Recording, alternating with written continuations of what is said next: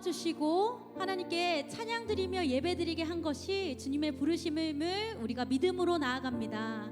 주님, 우리가 이 가운데 주님께로 나아갈 때에 우리의 힘을 의지하는 것이 아닌 예수 그리스도의 보혈을 의지함으로 나아가오니 이 가운데 은혜 베풀어 주셔서 우리가 주님만 바라보며 예배 드릴 수 있도록 인도하여 주십시오. 사랑이 많으신 예수 그리스도의 이름으로 기도드렸습니다. 아멘.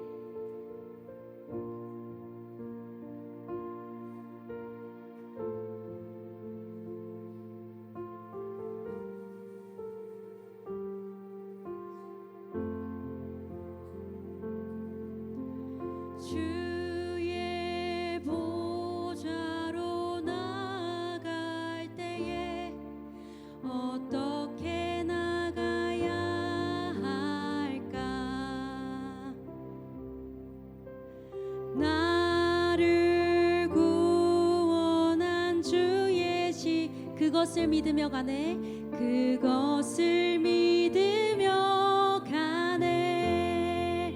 주의 보좌로 주의 보좌로 나아갈 때에 나 여전히 부족하나 나를 품으신 주의 그 사랑 그것을 믿으며 가네. 자격 없는 내 힘이 아닌 오직 예수님의 보혈로 자격 없는 내 힘이 아닌 오직 예수님의 보혈로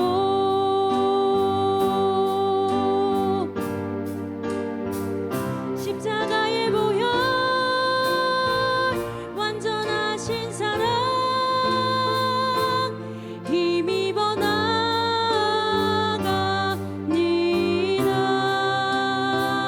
십자가의 보혈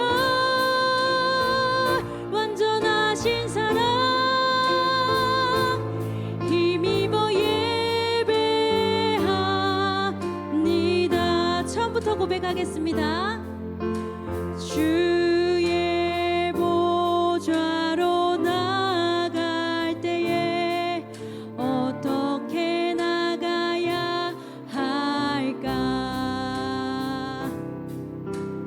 나를 구원한 주의 십자가 그것을 믿으며 가네. 주의 보좌로 주의 보좌로 나아갈 때에 나 여전히 부족하나 나를 품으신 주의 그 사랑 그것을 믿으며 가네. 자격 없는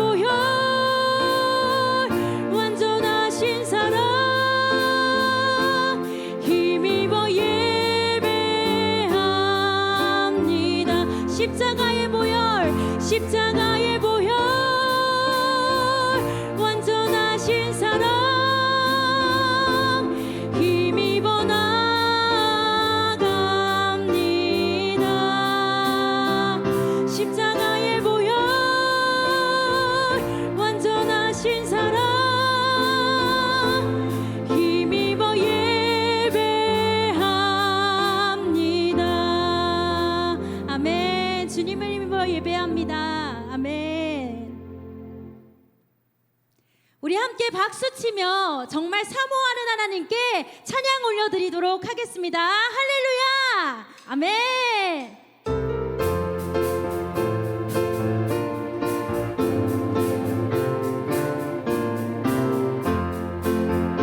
내 진정 사모하는 친구가 되시는 구주 예수님은 아름다워라. 산 밑에 백합화요 빛나는 새벽별 주님 영원할 길 아주 없도다. 아멘. 내 맘이 아플 적에 큰 위로 되시며 나 외로울 때 좋은 친구라. 주는 저 산 밑에 백합 빛나는 새벽별 이 땅 위에 비길 것이 없도다. 내 맘에 모든 염려 이 세상 보락도 주님 항상 같이 하여 주시고 시험을 당할 때에 악마의 개교를 즉시 물리치사 나를 지키네. 온 세상 날 버려도 주 예수 안 버려 끝까지 나를 돌아보시니 주는 저 산 밑에 백합 빛나는 새벽별 이 땅 위에 비길 것이 없도다. 다시 고백하겠습니다. 내 맘의 모든 염려 이 세상 보락 주님 항상 같이 하여 주시고 시험을 당할 때에 악마의 개교를 즉시 물리치사 나를 지키네. 온 세상 날 버려도 주 예수 안 버려 끝까지 나를 돌아보시니 주는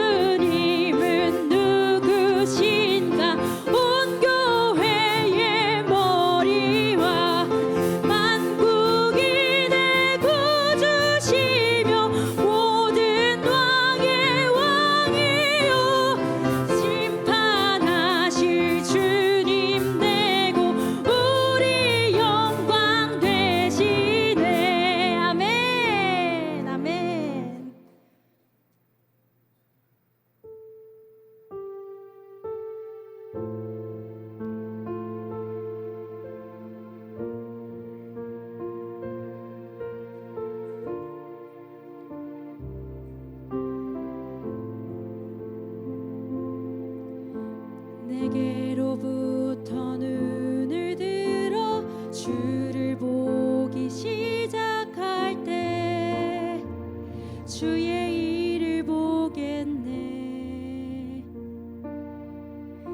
내 작은 마음 돌이키사 하늘의 꿈 꾸게 하네.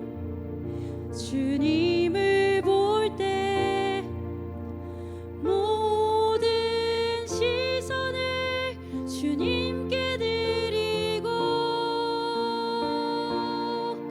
살아계신 하나님을 느낄 때 내 삶은 주의 역사가 되고 하나님이 일하기 시작하네. 성령이 나를 변화시켜 모든 두려움 사라질 때 주의 일을 보겠네. 황폐한 땅 한가운데서 주님 마음 알게 되리. 주님을 볼 때 모든 시선을 주님께 드리고 살아계신 하나님을 느낄 때 내 삶은 주의 역사가 되고 하나님이 일하기 시작하네. 모든 시선을 주님께 드리고 살아계신 하나님을 느낄 때 내 삶은 주의 역사가 되고 하나님이 일하기 시작하네. 모든 시선을 주님께 드리고 살아계신 하나님을 느낄 때 내 삶은 주의 역사가 되고 하나님이 일하기 시작하네. 모든 시선을 주님께 드리고 살아계신 하나님을 느낄 때 내 삶은 주의 역사가 되고 하나님이 일하기. 우리 마지막으로 고백하겠습니다. 모든 시선을 주님께 드리고 살아계신 하나님을 느낄 때 내 삶은 주의 역사가 되고 하나님이 일하기 시작하네.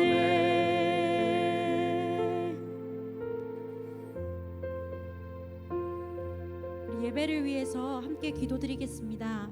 남명희 권사님 기도드리겠습니다.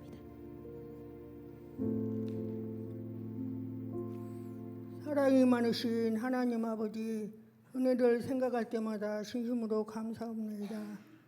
오늘도 거룩한 성의를 저희들에게 허락하시고 시간 함께 하신 아버지 감사합니다. 먼저 뜻이 있어 이동산에 아름다운 성전을 주셨사오니 이 지역에 죽어가는 생명들을 살릴 수 있는 방주가 되게 주시옵소서. 아멘. 주님, 먼저 차량 운행하는 주의종들에게 건강 주시고 은혜 주시고 늘 기쁜 마음으로 안전운행하여 주시옵소서. 아버지 하나님, 또 찬양으로 영광 돌리는 청년팀들에게 함께 하셔서 복의 복을 더하여 주시옵소서. 아버지 하나님, 또 이은혜 목사님, 학생들을 하나님 말씀으로 지도하실 때 피곤치 않게 하시고, 뜻이 있어 기도하실 때 그 기도 응답하시고, 학생들은 그 말씀을 듣고 믿음으로 더 성장되게 하여 주시옵소서. 아멘. 아버지 하나님, 오늘 또 단위에 세워주신 사자 목사님 영육간에 강건함을 주시고 성령 충만 주시옵시고, 저희 양무리들을 푸른 초장으로 인도하실 때 피곤치 않게 하시고, 목마른 사슴이 시냇물을 갈급함처럼 저희들도 그 말씀을 듣고 많은 은혜를 받아 믿음이 성장되게 하여 주시옵소서. 아멘. 아버지 하나님, 저희 형제들 가정가정에 어려움 없게 하시고, 믿지 않는 가족들 다 예수 믿게 하시고, 객지에 있는 자녀들까지도 다 예수 믿게 하여 주시옵소서. 아멘. 사랑이 많으신 예수님의 이름으로 기도합나이다. 아멘.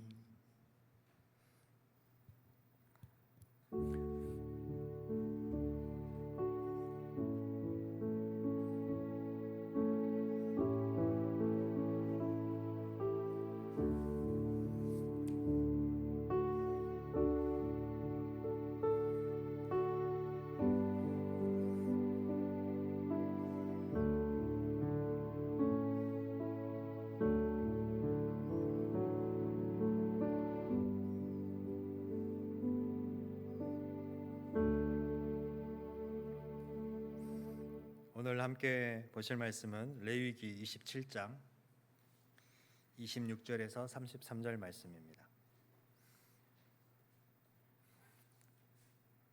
레위기 27장 26절에서 33절 말씀. 제가 가진 성경은 구약 성경 191쪽인 것 같습니다.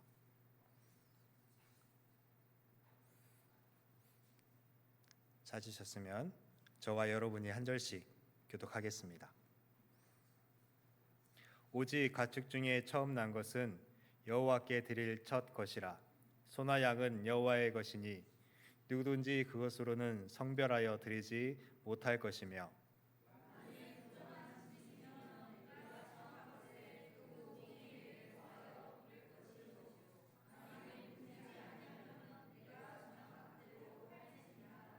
어떤 사람이 자기 소유에서 오직 여호와께 온전히 바친 모든 것은 사람이든지 가축이든지 기업에 바치든지 팔지도 못하고 무르지도 못하나니 바친 것은 다 여호와께 지극히 거룩함이며,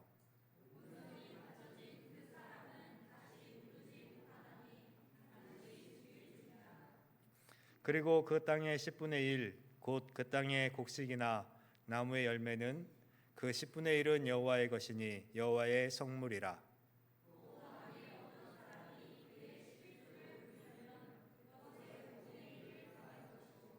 모든 소나 양의 11조는 목자의 지팡이 아래로 통과하는 것에 열 번째의 것마다 여호와의 성물이 되리라.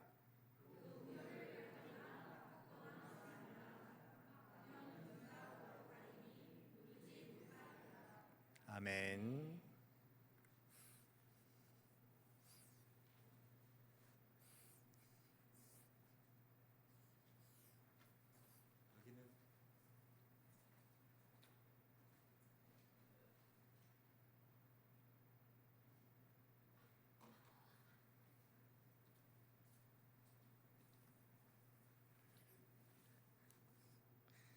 우리가 계속해서 예배에 대해서 말씀을 나누고 있는데요. 오늘은 7번째 시간이에요. 먼저 광고를 하나 드리면 다음 주면 이제 예배 관련해서 강론을 마칠 텐데, 혹시 그동안 신앙생활 하시면서 예배에 대해서 궁금하셨던 것들 저한테 카톡을 남겨주시면 다음 주부터 Q&A 시간으로 설명을 드리도록 하겠습니다. 제가 청년부 사역을 할 때나 중고등부 사역을 하다 보니까 아이들이 예배에 대해서 되게 궁금해하는 일들이 많아요. 이거는 왜 이렇게 하나? 왜 이것은 이렇게 하지라는 그런 궁금증들이 많아서 이렇게 설명하다 보니까 예배에 대해서도 잘 알게 되는 게 있는데, 우리가 교회에서 계속해서 이렇게 예배를 드리는데 이유를 모르고 그렇게 하는 것들이 많아요. 이유를 알면 더 은혜가 되니까. 우리가 보통 예배 시할 때 종을 치잖아요. 종을 왜 칠까요? 혹시 아시나요? 모르시죠? 그런 것들, 우리가 당연하게 여겼던 것들, 근데 왜 치는지, 또 왜 예배는 축도로 마치는지, 여러 가지 궁금증들이 있을 텐데, 그런 궁금증들이 있으면 다 저한테 카톡으로 남겨주세요. 그래서 우리가 모르는 것을 예배하는 게 아니라 알고 예배할 수 있는 그런 교회 되기를 주님의 이름으로 축복합니다. 오늘 제목 한번 읽어볼까요? 시작. 네. 오늘 우리가 왜 예배하는지, 그리고 예배 전과 예배 후에 우리의 모습은 뭐가 다른지 한번 말씀을 통해서 점검해 보려고 해요. 우리가 예배 드리기 전과 예배한 후에 모습이 달라야 우리가 예배 드린 이유가 있잖아요. 변함이 없으면 우리는 예배할 필요가 없는 거죠. 그래서 오늘 우리가 예배를 드리고 난 후에 우리가 이렇게 예배해야 되는구나. 하나님께서 우리에게 이런 예배를 요구하셨구나. 또 우리가 삶을 이렇게 예배로 살아내야 되겠구나 라는 그런 결단과 삶의 변화가 있었으면 좋겠습니다. 그래서 우리의 예배의 이유를 한번 생각해 보면 우리가 구원받았기 때문에 하나님을 예배하는 것이고, 또 예배 후에 우리의 변화는 바로 말씀의 근거에서 우리가 어떤 결단과 변화가 이루어지는지 우리가 예배 목적, 효용들을 누려야 한다라는 것입니다. 예배의 구조 4가지 혹시 기억나시나요? 오늘 또 질문? 선물? 네, 맞아요. 첫 번째, 개회의 예전. 하나 맞췄어요. 4가지 저희가. 소명? 소명은 아니고. 제가 잘못 예배를 개회했어요. 그럼 예배가 뭘 하죠? 말씀의 예전이 있고. 네. 우리가 지난 시간에 이제 말씀의 예전에 대해서 말씀드렸고, 또 그 다음에 성찬의 예전, 그렇죠? 그리고 마지막은 폐회의 예전. 우리 조수경 원사님, 자 예배 마치고 선물 보내드리도록 하겠습니다.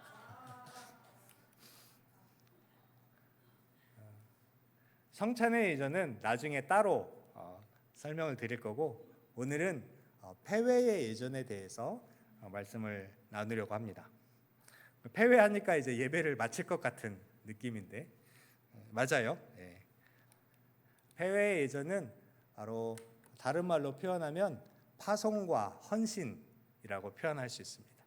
하나님의 말씀, 언약의 말씀을 들은 백성들이 이제 세상에 나가서 그 삶을 살아내도록 보내는 것이고, 또 말씀을 들은 자들이 하나님께서 우리에게 이런 삶을 말씀하셨으니 우리가 이 삶을 이렇게 헌신하겠습니다 라고 결단하는 시간이 바로 이 폐회의 예전 가운데 나타납니다.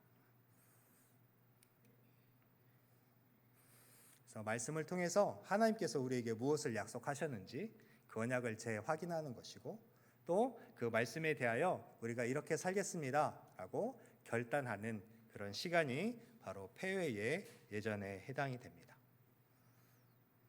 안타까운 것은 이 폐회의 예전이 오늘날 예배에서 가장 소홀하게 여겨져요. 내가 말씀을 들었으니, 은혜를 받았으니 그냥 돌아갑니다.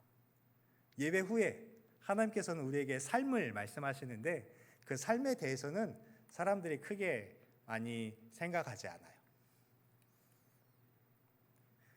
우리의 예배가 종교적인 모임, 그냥 습관처럼 드리는 예배가 되지 않기 위해서 우리가 이 부분을 바로 세워야 우리가 예배에 성공한 사람들, 또 예배 후에 우리가 달라진 모습을 통해서 우리가 과연 예배를 잘했다, 하나님께서 우리를 기뻐 받으신다라고 할 수 있는 우리 교회가 되었으면 좋겠습니다. 그리고 이 부분이 또한 오늘날 논란이 많은 부분도 포함되어 있기 때문에 오늘은 이 말씀에 조금 집중해서 말씀을 나눠보려고 해요. 예배 구조상의 폐회 예전은 언제 해요? 예배 가장 마지막에. 우리 교회는 조금 다르게 헌신, 그러니까 봉헌을 예배 중간에 하잖아요. 이게 우리 교단의 예배 순서에는 잘 맞지는 않아요. 항상 봉헌과 결단, 파송은 예배 마지막에 하는 것이 예배 모범입니다. 근데 이제 예배가 세상 말로 이렇게 발전을 하다 보니까 이제 통합 측이나 이제 다른 교단에서 어떻게 하면 이 예배를 좀 더 은혜롭게 마무리할 수 있을까 고민을 하면서 바뀐 순서가 이제 봉헌이 말씀 전으로 옮겨지고 말씀을 폐회하고 말씀을 마무리하고 찬양하고 축도하고 끝나는 그런 구조로 조금씩 예배들이 변화되고 있어요. 그래서 다른 교단들은 이미 다 변했는데 우리 교단이 조금 늦게 변화했고 우리 교회가 그나마 다른 교회들에 비해서는 조금 일찍 변했다. 좋은 점인지 나쁜 점인지는 잘 모르겠어요. 하여튼 우리 교회가 예배에 대해서 그래도 관심이 있는 교회구나 생각을 하게 됐습니다. 그래서 이 폐회 이전에는 감사와 헌신 그리고 책임을 부여하게 되고 또 성도들을 세상으로 파송하고 또 축도하는 그 순서들이 나타납니다. 이것은 이렇게 하는 이유가 있어요. 하나님께서 우리에게 삶으로 드리는 예배를 말씀하셨는데 그 삶을 살아가도록 이 시간에 격려하고 또 결단하고 또 세상으로 보내는 그런 과정을 예배 마지막에 거치게 되는 겁니다. 우리 교회의 폐회 예전 요소를 보면 찬송, 우리가 말씀 후에 결단 찬양을 하잖아요. 오늘 우리가 94장 주 예수보다 귀한 것은 없네라고 결단 찬양을 했고요. 그리고 말씀 전에 봉헌하고 봉헌할 때 찬양을 올려드립니다. 그리고 축도하는 것이 오늘 우리가 드린 우리 교회의 폐회 예전의 요소들입니다. 먼저 봉헌에 대해서 한번 말씀을 나눠보려고 해요. 우리가 봉헌을 할 때 우리가 생각해야 될 것은 드리는 물건이 아니라 드림이라는 행위가 중심이라는 거예요. 우리가 무엇을 드리는지, 물론 하나님께서 우리에게 말씀을 통해서 이런 것을 드려야 된다라고 규정해 주셨지만 그 드리는 내용이 아니라 드리는 행위가 하나님 앞에 중요함을 성경은 여러 차례 말씀하고 있습니다. 그리고 또 우리가 오늘 이 말씀을 조금 자세하게 살펴볼 텐데 예배의 모든 요소 중에서 간과되고 있기도 하고 또 가장 논란이 되는 부분이기도 해서 좀 성경적으로 말씀을 살펴보려고 합니다. 11조.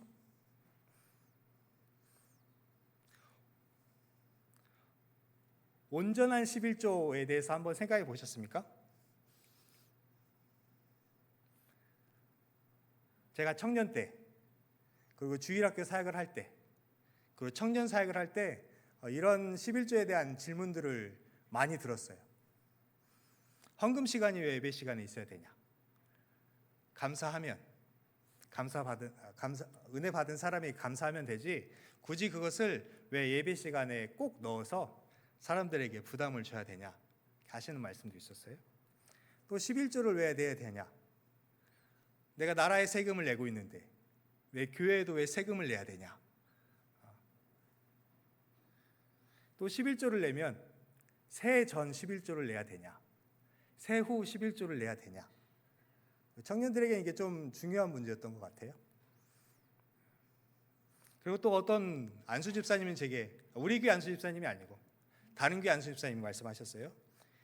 신약 시대 때 11조에 대한 언급이 없다. 11조는 폐기된 율법이다라고 해서 자기는 11조를 드리지 않는다라고 자신 있게 이야기하시는 안수집사님도 계셨어요. 이런 것들을 보면서 이런 생각을 했어요. 논란이 많다는 것은 우리 삶에 그만큼 어떠하다? 중요한 거다. 잘못된 생각을 갖고 있다라고 질책하거나 그러는 것이 아니라 이것을 우리가 정말 중요하게 여기고 있으니 성경에서 이 11조를 어떻게 가르치고 있는가? 왜 우리가 11조를 드려야 하는가? 또 11조를 통해서 우리가 얻는 은혜들이 무엇인가?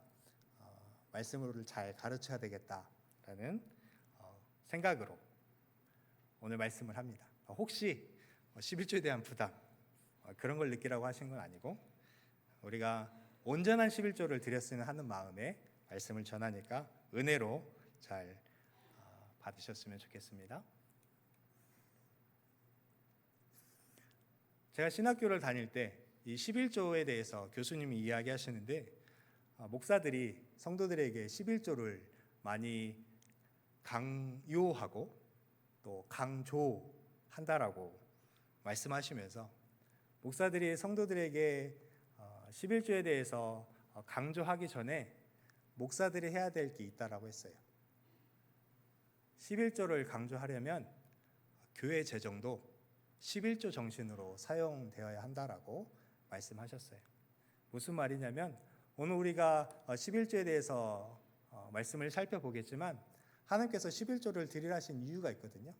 그럼 교회 재정을 사용할 때도 그 11조 정신에 의해서 예산이 편성이 되고 지출이 되어야 된다라고 하셨던 말씀이 기억이 납니다. 그래서 오늘 우리가 11조를 좀 잘 배웠으면 좋겠습니다.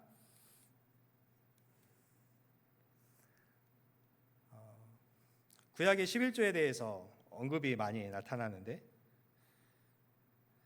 11조는 율법이 제정되기 이전에 드려졌어요. 봉헌과 11조를 이렇게 한 대에 묶어서 했는데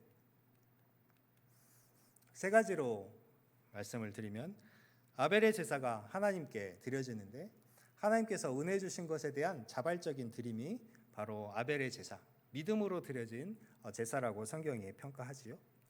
또 노아는 홍수 후에 하나님 앞에 제단을 쌓고 감사를 드립니다. 즉 하나님께서 구원해 주신 그 구원에 대한 감사로 드려지지요. 또 아브라함이 조카 롯을 구하는 전쟁에서 하나님께서 이 전쟁을 승리하게 하셨다. 그래서 그 전리품의 10분의 1을 하나님께 드리지요. 그래서 승리에 대한 감사, 승리가 바로 하나님께서 주어진 것임을 감사함으로 11조를 드리게 됩니다. 즉 율법이 제정되기 이전부터 벌써 하나님께 대한 봉헌 그리고 11조가 이루어지고 있었다라는 거죠. 그래서 11조는 율법이 아니다. 그래서 종종 율법이 폐기되었으니 11조를 드리지 않아도 된다라고 하는 그 주장들은 성경의 사례들을 통해서 이치에 맞지 않다라는 것을 우리가 알 수 있어요. 그 율법이 제정된 이후에는 하나님께서 11조를 중심으로 그 봉헌에 대해서 많이 설명을 하시거든요. 오늘 우리가 함께 읽은 말씀에도 11조에 대해서 말씀하시지요. 소출의 11조에 대해서 말씀합니다. 그 땅의 곡식이나 나무의 열매의 10분의 1을 하나님께 드려야 된다. 여호와의 성물이라고 말씀하시죠. 그리고 혹시 이 11조를 물으려면, 그러니까 물으련다라는 것이 내지 않는다 그런 의미가 아니라 값을 치러서 다른 것으로 바꾸는 그런 행위를 할 때에는 그것의 5분의 1을 더하여서 물러야 한다라고 말씀을 하시죠. 제가 화면을 준비하긴 했는데 제가 30절 읽어드릴게요. 그리고 그 땅의 10분의 1 곧 그 땅의 곡식이나 나무의 열매는 그 10분의 1은 여호와의 것이니 여호와의 성물이라. 아멘. 23절 말씀에 보면 토지를 영구히 파지 말 것은 토지는 다 내 것임이라. 너희는 거류민이요 동거하는 자로서 나와 함께 있느니라. 아멘. 하나님께서 땅의 주인이 하나님이라고 말씀하세요. 하나님께서 너희에게 이 땅을 맡기셨으니 이 땅의 소산의 10분의 1을 하나님께 드려라. 그것은 하나님께 구별된 것이다라고 하나님께서 말씀하는 거예요. 오늘날 개념으로 보면 세금이라는 느낌도 들 수 있어요. 그러나 하나님께서 우리에게 주신 것에 대한 감사의 표현으로 하나님께 드리는 것을 성경이 말을 하는 거죠.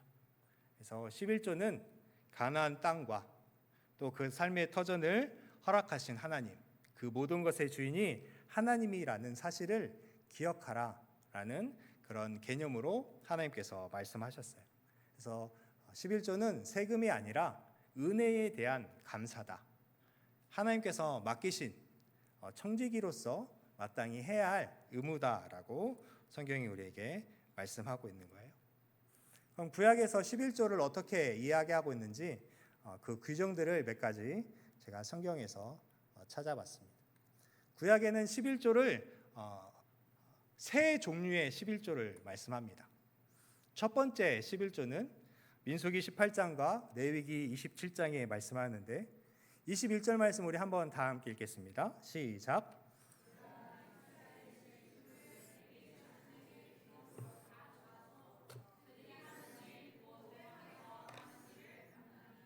아멘. 하나님께서 땅의 소산을 이스라엘 백성에게 11조로 내라고 하셨어요. 근데 그것을 누구에게 주라고 말씀하십니까? 레위 자손에게 기업으로 다 주라라고 말씀합니다. 즉 11조가 레위 지파의 기업인 거예요. 레위 지파는 가나안 땅을 분배할 때 땅을 기업으로 받지 못하잖아요. 하나님께서 그들의 기업이 되신다라고 하셨는데 이스라엘 백성이 하나님께 드린 그 11조를 레위 지파에게 돌림으로 그 11조가 레위 지파의 기업임을 하나님께서 말씀하신 거예요. 그래서 이 11조는 성막과 또 성전을 유지하는 그 사역을 위한 그들의 생활비 그리고 성전 보수비 그런 것들로 사용됩니다. 그래서 레위인도 다시 그것을 하나님 앞에 11조를 드려야 한다라고 민수기 18장은 말씀하고 있죠. 이것이 우리가 일반적으로 알고 있는 11조입니다. 백성이 그 땅의 소산의 10분의 1을 하나님께 드리면 그것을 레위 지파에게 돌려서 레위 지파가 그것을 성막, 성전에서 봉헌하는 비용으로 사용하라. 그리고 레위인들도 그것의 10분의 1을 다시 하나님께 드려라. 그래서 모든 하나님의 백성들은 하나님 앞에 11조를 드려야 함을 말씀하셨어요. 구약의 11조 두 번째 사례가 나타납니다. 이 첫 번째 11조는 누구에게 주라고 했어요? 레위 자손에게 주는 11조잖아요. 레위 자손이 아닌 다른 목적의 11조가 구약에 또 등장합니다. 신명기 12장과 14장에 나타난 말씀인데요. 함께 읽겠습니다. 시작. 너희는 너희의 하나님 여호와께서 자기의 이름을 두시려고 택하실 그 곳으로 내가 명령하는 것을 모두 가지고 갈지니 곧 너희의 번제와 너희의 희생과 너희의 11조와 너희 손의 거제와 너희가 여호와께 서원하는 모든 아름다운 서원물을 가져가고 너희와 너희의 자녀와 노비와 함께 너희의 하나님 여호와 앞에서 즐거워할 것이요. 아멘. 이 앞에 구절을 보면 하나님께서 너희에게 이 주실 기업에서 너희가 하나님의 은혜를 경험하거든. 하나님께서 너희에게 그 땅에 평안을 허락하거든. 이제 너희가 하나님께서 택하실 그곳에 가서 하나님께 봉헌하라라고 말씀하는 거예요. 번제와 희생과 11조와 거제와 소원물을 가지고 하나님께 나아와야 한다라고 말씀하는 거죠. 근데 이 11조를 레위인에게 드리라는 말씀이 없어요. 이때는 어떻게 해요? 너희와 너희의 자녀와 노비와 함께 너희 하나님 앞에서 즐거워할 것이다 라고 말씀해요. 즉 추수를 모두 마치고 하나님 앞에서 그의 가족들이 함께 기뻐하는 잔치를 누리라라고 하나님께서 말씀하는 거죠. 즉 신명기 12장과 14장에서 말씀하시는 11조는 레위인에게 돌리는 11조가 아닌 다른 11조를 하나님께서 명령하셨다. 즉, 이 11조를 하나님 앞에 드림으로 그 앞에서 온 가족들이 함께 잔치를 벌임으로 인해서 하나님께서 우리에게 이런 평안과 소득을 주셨다라는 그 은혜를 누리라라고 말씀하는 거죠. 그래서 두 번째 11조의 개념은 하나님께서 우리에게 주신 것에 대한 기쁨 그리고 감사를 표현해라. 그리고 그것은 개인적인 것이 아니라 언약 공동체로서 하나님께서 그들에게 기업별로 지파별로 땅을 분배하여 주셨는데 그것이 하나님의 언약 가운데 그 공동체가 누리는 은혜다 라고 해서 공동체의 축제 식사를 위한 11조를 하나님 앞에 드리라라고 말씀하는 거예요. 즉 우리가 보통 신앙생활하면서 금욕주의에 대해서 많이 말씀해요. 절제하고 아끼고. 근데 하나님께서는 하나님께서 주신 기쁨을 표현하라, 그것을 누리라라고 말씀하셨다라는 것을 안다면 우리가 우리에게 주신 재물을 하나님 앞에서 어떻게 사용해야 할지 그 지혜를 얻을 수 있을 겁니다. 구약의 두 번째 11조는 어떤 11조? 공동체의 축제를 위한 11조. 세 번째 11조가 또 있습니다. 신명기 14장과 26장에 말씀하시는데 말씀 함께 읽겠습니다. 시작. 셋째 해 곧 11조를 드리는 해에 내 모든 소산의 11조 내기를 마친 후에 그것을 레위인과 객과 고아와 과부에게 주어 내 성읍 안에서 먹고 배부르게 하라. 아멘. 이 세 번째 11조는 매년 소산에 대한 것으로 드리는 게 아니라 언제? 3년마다 한 번씩 드리는 11조를 말씀하세요. 소산의 11조를 내기를 마친 후에 이미 11조는 냈어요. 그렇죠? 소산에 대한 11조는 냈어요. 레위인과 객과 고아와 과부들에게 주라라고 말씀합니다. 따로 11조를 3년마다 해서 그 공동체에 소외된 자들, 가난한 자들, 기업이 없는 자들 위해서 그들의 생활에 도움이 되게 하라라고 말씀하는 거예요. 3년마다 드리는 11조. 삶의 터전이 하나님의 것임을 고백하며 구원받은 언약 백성으로서 마땅히 이웃 사랑을 실천하라라는 개념으로 11조를 말씀한 거예요. 그래서 구약의 11조는 한 가지가 아니라 소산의 11조. 이건 레위인에게 드리는 것. 또 가족과 함께 공동체로서 잔치를 누리기 위한 11조. 그리고 우리 공동체 안에 소외된 자들, 그들 위한 11조를 3년마다 또 명하셨다라는 것을 우리는 기억해야 해요. 온전한 11조는 우리 10분의 1을 드리는 것이 아니라 몇 분의 몇을 드리는 거예요? 23.3333%를 드려야 하나님께서 율법에 명하신 온전한 11조를 드리는 거예요. 그렇게 11조를 하고 계신가요?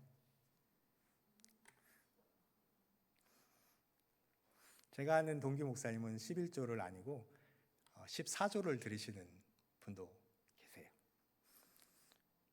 그렇게 드리게 된 이유를 길게 설명하시긴 했는데 여기에서 제가 이야기하기는 어렵지만 하나님께서 우리에게 말씀하신 이 11조는 그 재물의 양이나 또 비율이나 그게 중요한 게 아니라 하나님께서 우리에게 모든 것을 주셨으니 그거에 대한 감사와 또 우리 안에 있는 그 기쁨의 표현 그리고 우리 안에 있는 그 사랑을 베푸는 의미로 하나님께서 말씀하셨음을 우리는 기억해야 해요.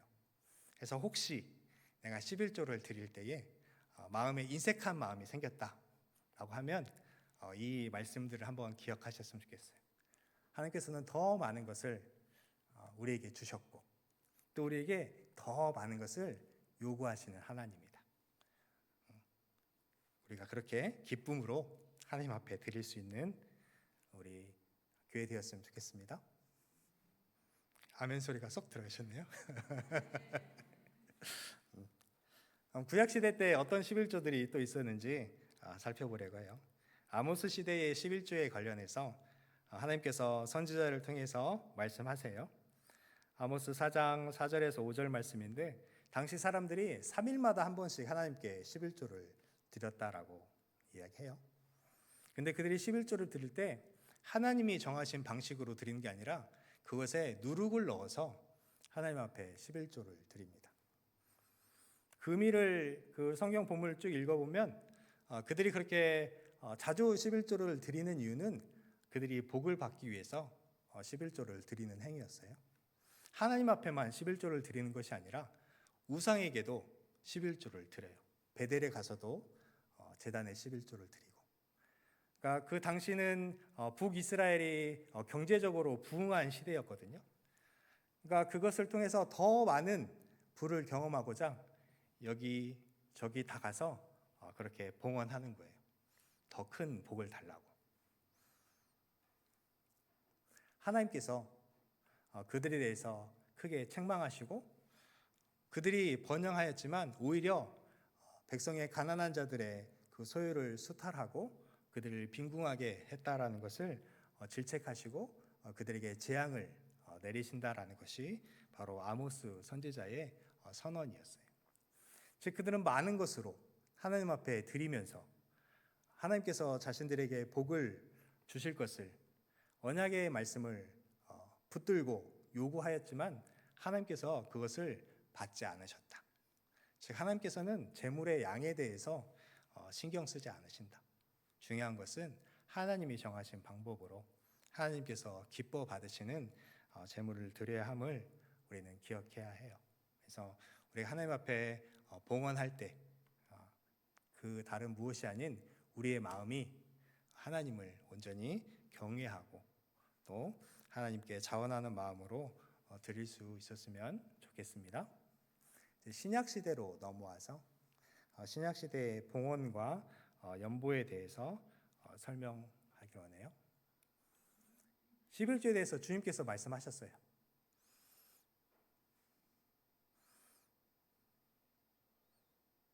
한 7년 전이었던 것 같아요. 그 안수 집사님이 그랬거든요, 저한테. 신약에는 11조에 대해서 전혀 말씀이 없다. 그래서 11조는 폐기됐다라고 엄청 강력하게 주장을 하셔서 제가 찾아봤어요. 진짜 신약 시대에는 11조에 대한 내용이 없을까? 마태복음 23장 23절에 예수님께서 말씀하세요. 함께 읽겠습니다. 시작. 외식하는 서기관들과 바리새인들이여, 너희가 박하와 회향과 근체의 11조는 드리되 율법에 더 중한 바 정의와 긍휼과 믿음은 버렸도다. 그러나 이것도 행하고 저것도 버리지 말아야 할지니라. 아멘. 이것도 행하라. 무슨 말이에요? 정의와 긍휼과 믿음을 행해야 한다. 저것을 버리지 말아야 된다. 무슨 말이에요? 박하와 회향과 근체와 11조를 버리지 않아야 한다라고 말씀하신 거예요. 그러니까 주님께서는 11조 안에 담겨져 있는 정신, 정의와 긍휼과 믿음을 너희가 삶으로 살아내야 한다. 그러나 11조도 드려야 된다라고 말씀하신 거예요.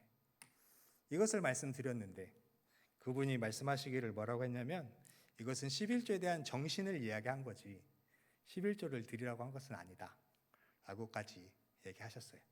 마음이 많이 다치시고 그러셨던 것 같아요. 그래서 신약 시대에 이제 봉헌과 연보가 이제 언급이 돼요. 고린도전서 16장 2절에는 매주 첫날에 너희 각 사람이 수입을 따라 따로 모아 두어서라고 봉헌에 대한 연보에 대한 교훈이 등장을 합니다. 즉 너희가 가난한 자들 그리고 당시 예루살렘 교회가 모든 것을 하나님 앞에 드린 후에 흉년이 들어서 곤란하게 됐을 때 여러 이방의 교회들이 조금씩 모아서 그들을 연보하는 일을 했는데 그것을 한 번에 하면 어려움이 있을 수 있으니 매 주일 모일 때마다 따로 모아두어서 연보를 하게 교훈을 하지요. 또 고린도후서 7장에는 마음에 정한 대로 해라. 대신 인색함으로 하는 것이 아니라 억지로 하는 것이 아니라 즐겨내라. 하나님께서 그것을 사랑하신다라고 말씀합니다. 즉 당시 이방인 교회도 연보하는 일 그리고 봉헌하는 일이 부담이 되었던 것 같아요. 그래서 그들이 힘에 부치도록 연보하는 일도 있었는데 그것을 인색함으로 하지 말고 하나님께서 즐겨내는 자를 사랑하시니 마음에 정한 대로 하라고 말씀하는 거죠. 그래서 교회와 가난한 자들 위해서 정기적으로 그리고 자발적으로 봉헌하기를 연보하기를 성경이 교훈하고 있습니다. 너무 길어져서 봉헌의 원리 첫 번째는 은혜로서의 헌금이라는 거예요. 그렇죠? 의무로서의 헌금이 아니라 은혜로서 드리는 것이 바로 봉헌의 바른 자세다. 그래서 봉헌은 인간이 하나님 앞에 나아갈 때 제공하는 제물이나 선물인데 하나님께서는 빈손으로 하나님 앞에 나오지 말라라고 말씀하셨거든요. 그래서 우리가 그 말씀에 따라서 늘 하나님 앞에 나아갈 때는 그 마음을 담아서 봉헌을 합니다. 근데 그것은 바로 하나님께 드리는 선물이 아니라 하나님께서 우리에게 주신 은혜에 대한 감사함을 우리가 꼭 기억했으면 좋겠습니다. 그래서 봉헌의 첫 번째 원리 속에 담겨져 있는 그 말씀의 원리는 하나님께서 먼저 다가와 주지 아니하시면 우리가 하나님을 가까이 할 수 없잖아요. 우리가 하나님을 예배할 수 있는 것도 이미 하나님께서 그 길을 열어주셨기 때문에 가능한 것입니다. 그래서 그 은혜의 감사함으로 봉헌하는 것이다. 봉헌의 두 번째 원리는 청지기로서의 헌금이라는 거예요. 하나님께서는 우리에게 많은 것들을 맡기셨어요. 창세기에서는 이 땅의 모든 것을 맡기셨죠. 그래서 하나님을 대신하여서 모든 것들을 맡아 관리하기를 원하셨고 또 하나님께서 우리에게 구원하신 이후에 우리에게 이 땅의 모든 영혼들을 하나님께 돌리기로 하나님께서 맡기셨음을 우리가 알아서 그렇게 청지기로서 우리의 삶을 드릴 수 있는 저와 여러분이 되었으면 좋겠습니다. 그래서 봉헌의 삶은 돈을 드리는 것이 아니라 우리의 삶을 드리는 거다.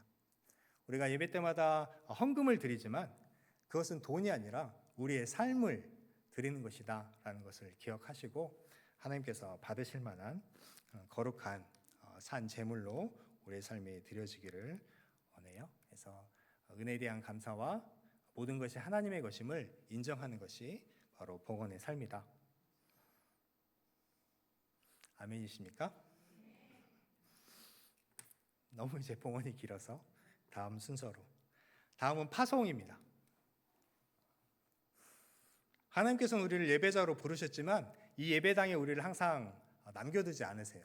우리를 세상으로 보내시잖아요. 주님께서 우리를 세상으로 보내셨기 때문에 교회도 항상 성도들을 세상으로 돌려보냅니다. 이유는 무엇이에요?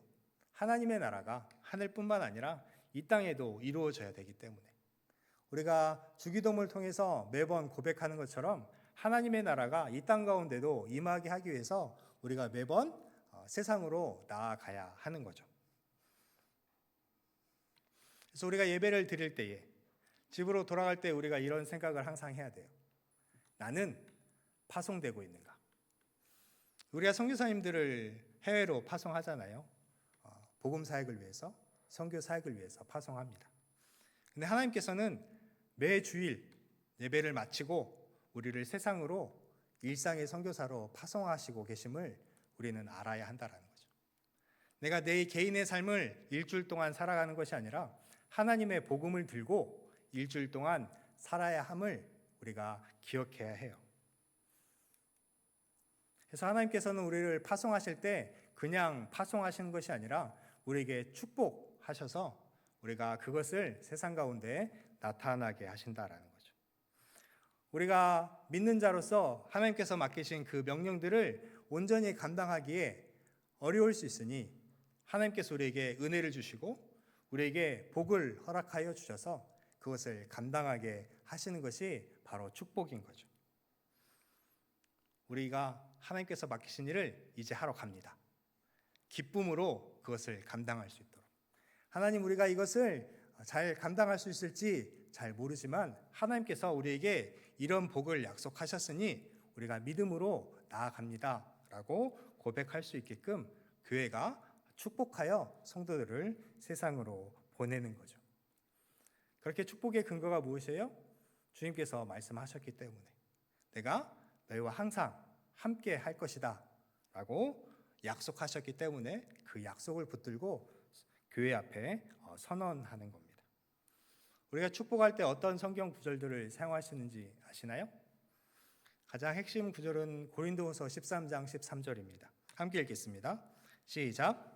주 예수 그리스도의 은혜와 하나님의 사랑과 성령의 교통하심이 너희 무리와 함께 있을지어다.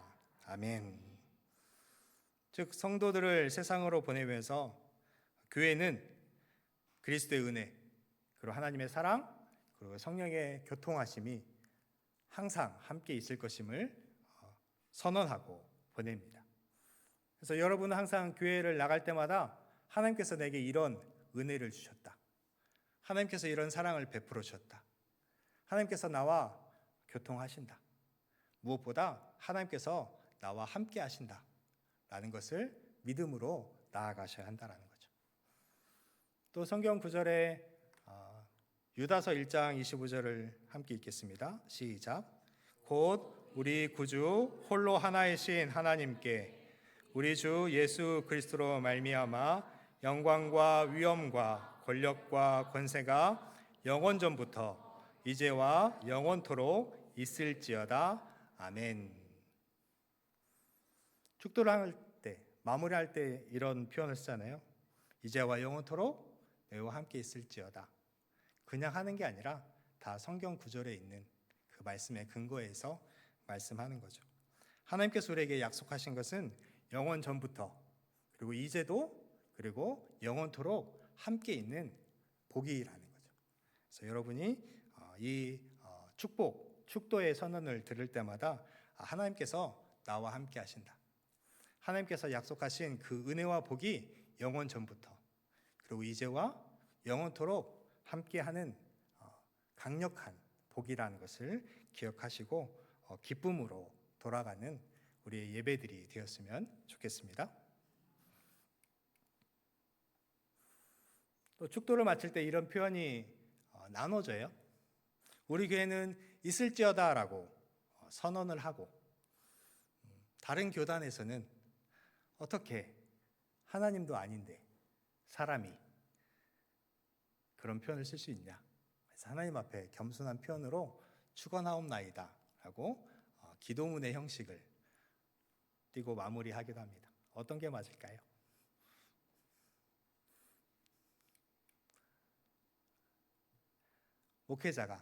목사가 축도하는 것은 목사로서 축도하는 게 아니라 하나님을 대신해서 그 복을 선언하는 것이기 때문에 우리 교단에서는 있을지어다 라는 표현을 써요. 하나님의 복을 그대로 선언하는 거죠. 다른 교단에서는 겸손의 표현으로 축원합니다. 바라고 원합니다 라고 표현하는 거죠.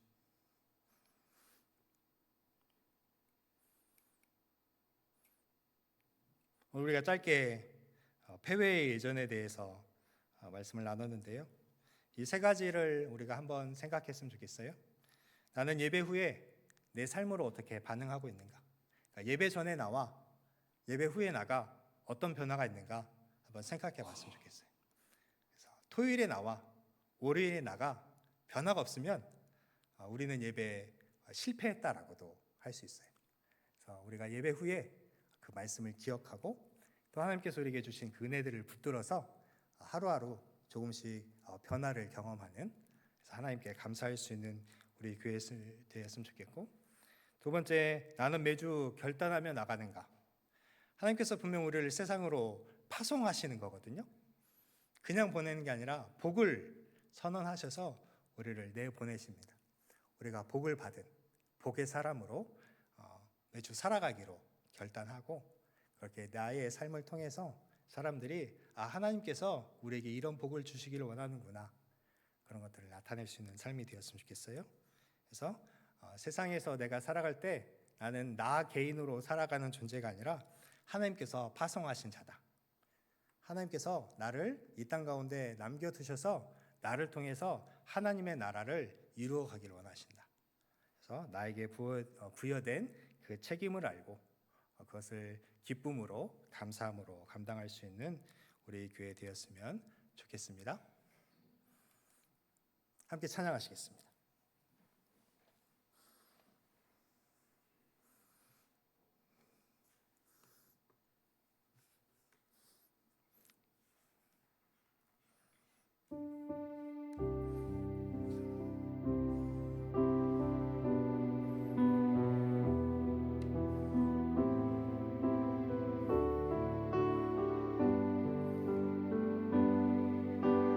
우리는 하나님의 자녀,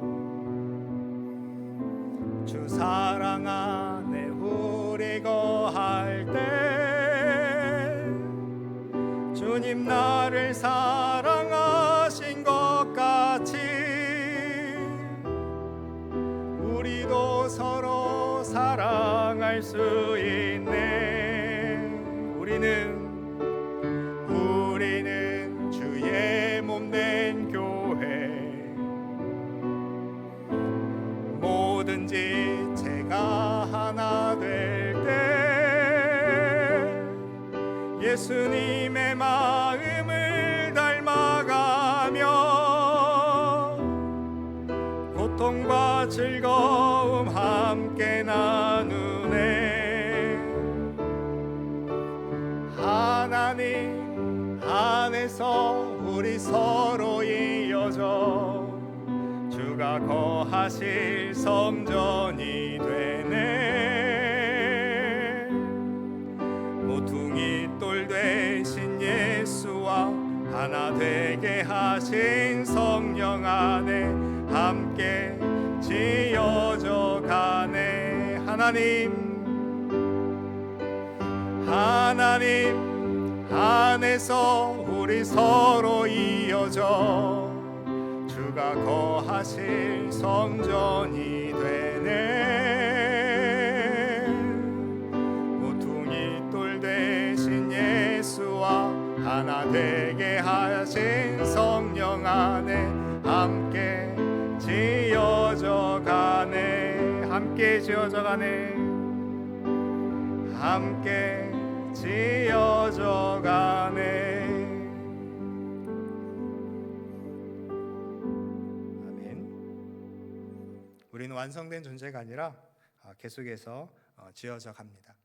서로를 위해서 기도해주고 또 권면하고 또 연약함이 발견될 때 그것을 질책하는 게 아니라 기도해주고 또 서로 채워나갈 수 있는 우리 교회 되었으면 좋겠습니다. 다음 주 오후 예배 시에 교구별 찬양대회 있습니다. 장로님들이 선물도 준비하신다고 하시니까 기쁨으로 잘 준비하셨으면 좋겠고, 또 찬양대 후에 식사도 주신답니다. 맛있는 고기를 구워주신다고 하시니 그 시간이 우리가 하나님 앞에서 누리는 복된 잔치의 시간, 찬양 잔치가 되었으면 좋겠습니다. 기도하겠습니다. 우리 주 예수 그리스도의 은혜와 하나님 아버지의 사랑하심과 성령의 교통하심이 오늘 말씀을 듣고 하나님께서 우리를 세상으로 보내실 때에 그냥 보내지 아니하시고 우리를 축복하시며 또 우리에게 헌신과 결단을 요구하신 분임을 알고 그렇게 우리 예배가 성공한 예배가 되기 소원하는 주의 백성들 머리 위에 우리에게 허락하신 귀한 삶과 가정과 자녀와 직장과 사업장과 손으로 경영하는 모든 일들 위해 우리가 만나 관계하는 모든 영혼들 위해 주님의 몸된 교회 위에 이제와 영원토록 함께 있을지어다. 아멘.